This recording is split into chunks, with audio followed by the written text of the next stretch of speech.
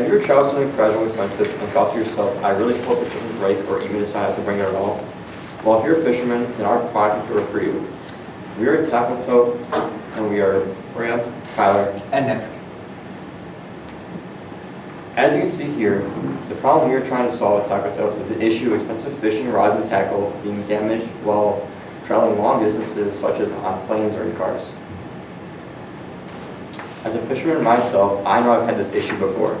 Around 2 years ago, I was going on a fishing trip to northern Michigan with a few of my friends, and at the time I had purchased a brand new carbon fiber rod and was excited to use it for the first time. When I got to the airport, I realized that I would not be able to ring this rod as a carry-on, obviously, because it's 6 foot 2 inches long. So I had to put it underneath the plane through luggage. And at the time, I had a flimsy rod stock which offers little to no protection for the rod contained within it. So when I got to the airport in northern Michigan, I went to the baggage claim to retrieve my rod, and when I got there, to my surprise, the tip of my brand new carbon fiber rod had broken off, which pretty much renders the rod useless. That's why we here at Tote are working on creating a product that provides anglers with the ultimate convenience and organization for their fishing gear through our innovative and portable fishing case. And as you can see in our concept pictures, our case will have slots for 2 rods, a slot for a small tackle box, a slot for 3 spools of line, a slot for 2 reels. For our customer segments, we have found that we be targeting traveling fishermen who have a yearly income of around $90K to $100K and who live in the Midwest, as it would allow us to have a higher success rate through our marketing strategies. For our geographics, we'd be targeting anglers in the Midwest, as it would allow us to spend the least amount of money on shipping and would allow us to use those funds more towards marketing and development of our products. So for our market size, our total addressable market is $1.9 billion. We got this from Statista, and it's the entirety of the fishing equipment market. However, our serviceable addressable market is only $65 million. And we found this from the Midwestern area of fishermen and how many travel who buy things. And for our cost for our product, we'll sell it for $160. 50 of those dollars go in the cost of it, 40 of that being for materials, and then $10 of it going into transportation and labor. And that would give us $110 of profit per unit. And then for some of our competitors, we have Flambeau, Orvis, and BW. They all make cases just like us. However, all of us have around the same price range of $160 to $150. However, quality, Flambeau, and B&W, they're, from our research, we have found that the materials they use are subpar to the ones that we're going to try to use. Flambeau uses a really, really cheap plastic, and BW uses a nylon fabric for theirs. And then for sizes, ours, BW, and Orvis's are all around the same size. And as for storage too, all of them can hold, and then for size. Durability, Flambeau and ours are made out of a hard rigid case, while BW and Orvis's are out of a cloth material, so they cannot take as much damage as ours and Flambeau's can. And for storage, Flambeau and ours can hold more than just tackle, or can hold rods and tackle, while Orvis's and BW's can only hold rods. And for our marketing, we are marketing to Instagram, Facebook, and Google Ads, due to it being easier to target fishermen on those websites. And we'd also like to go to fishing expos, or we have gone to fishing expos as well, as the huge amount of, it's a fishing expo, so they're all fishermen there. And because of the high amount of people who are willing to sign up for our thing. And for our website, it'll bring you to a landing page where it'll talk about our product and how it works. And when you click on Buy Now, it'll bring you to another spot where it asks for you to sign up for an email list because we do not have our product at the moment. And for our product, we got a first month click-through rate estimate of around 500 and an email sign-up of 140. And then first month email sign-up estimate of 12. So for our MVPs, we mainly went with two. The first one was to make a prototype as cheaply as possible and then show it to potential customers, which would include fishermen and boat captains. And we did this in the hopes of receiving feedback from them on our product to see if we could make any, major changes that they would want. And also the other goal of that was to bring attention to our company and our product. For our second MVP, we went with a marketing campaign MVP where we paid for ads on Instagram. And as you can see on the slide, those ads would include a link to our product page, and on that product page would be a link to the sign up, as he mentioned before, and a brief explanation of our company and product. And we did this again in hopes of reaching out to potential customers and having them sign up on the website. And the results of those MVPs so far have been we've gotten a little over 1,000 views on our ad on Instagram. And from that, we got 7 visits to our website and 5 signups. And as for our first MVP with the prototype and interviews, we got about 39 interviews where we received mainly positive feedback. And we didn't really receive any feedback that would require us to majorly change our product in any way. And as for our exit strategy, we plan to run our company for about 5 years before selling it off to a larger company in the same market as us. A company we're hoping to sell to probably would be Bass Pro Shop. And as for ROI, we calculated that it would be around 2 times the initial investment put in. And as for the capital ask you're asking for today, we're asking for $8,500. The main reasons are, 1, we wanted a liquidity cushion of $1,000.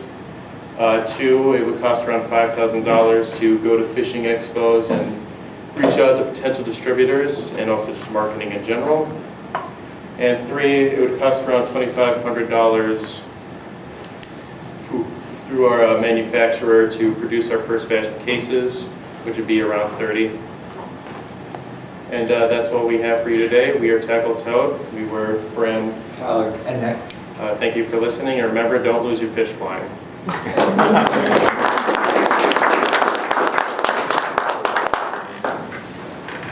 going to tell you, when I first saw that box, I thought there was no way I'm carrying it around.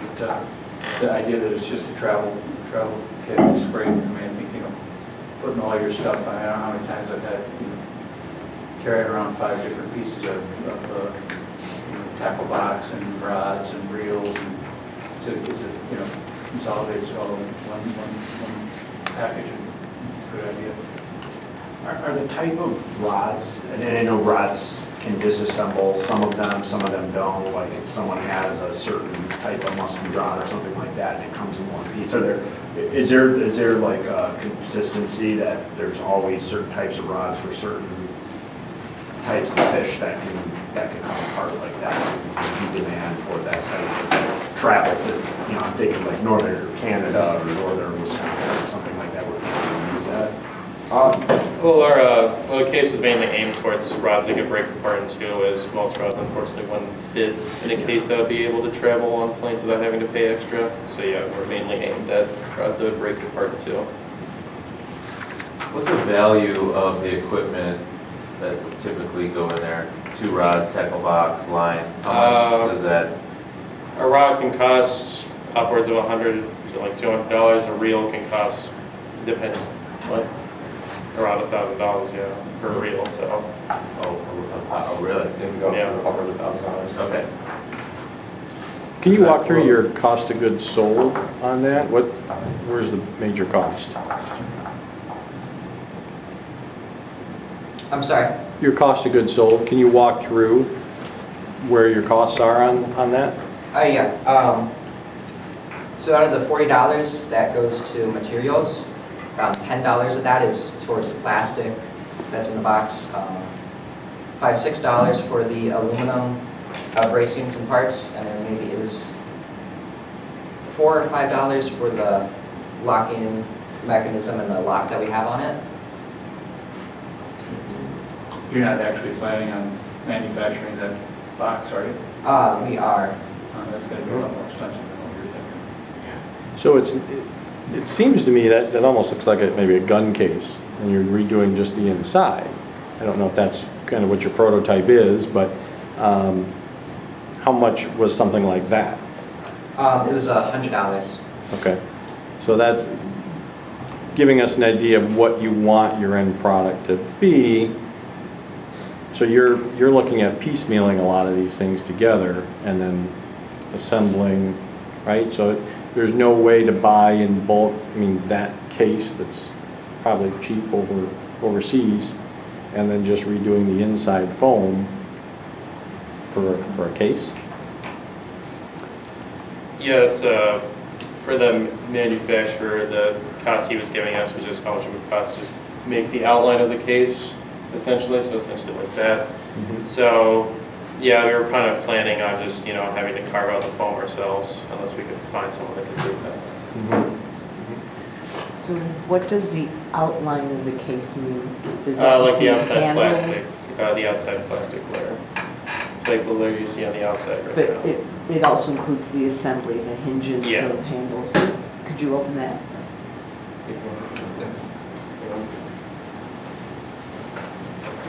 Pulp Fiction moment. Speaking of which,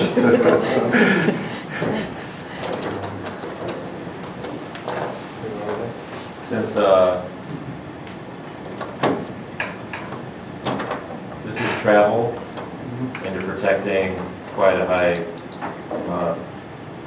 value of equipment, have you looked at locking mechanisms or maybe TSA stuff? Like a TSA safe. Yeah, like a TSA combo lock. I think that'll really kind of, I don't know if your competition's doing that, but that'll really kind of hammer home that this is a premium you travel want case. to put it on the chair and roll it past the judges? Chris, what's a TSA?